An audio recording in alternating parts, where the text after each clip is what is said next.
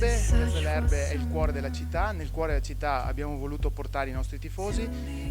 abbiamo fatto dire loro degli slogan, abbiamo fatto vivere attraverso una foto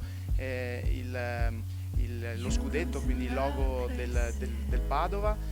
Attraverso questo faremo la campagna abbonamenti, una campagna abbonamenti che sarà fatta attraverso i media classici e attraverso una serie di situazioni virali nei social che potranno permettere di raggiungere i tifosi e quindi un coinvolgimento sempre nei confronti dei tifosi.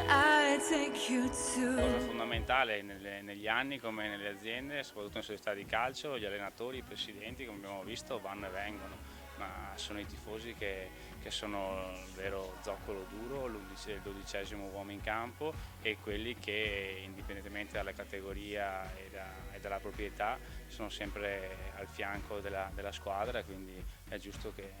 dare loro la giusta importanza e quindi chiamare il Padova siamo noi.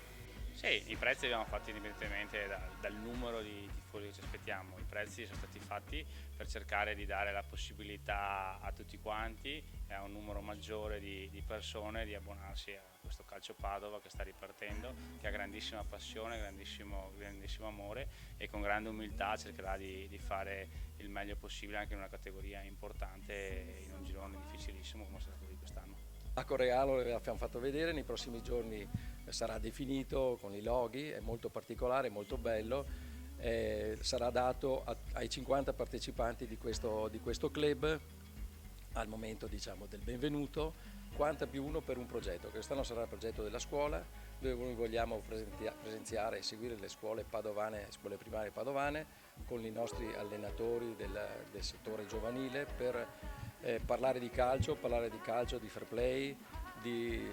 e di com'è il calcio vero, non il calcio solo di violenza, ma il calcio pulito, e per cercare di portare i giovani, i ragazzi da venire a tornare allo stadio e quindi rinnovare e ringiovanire il pubblico di Padova.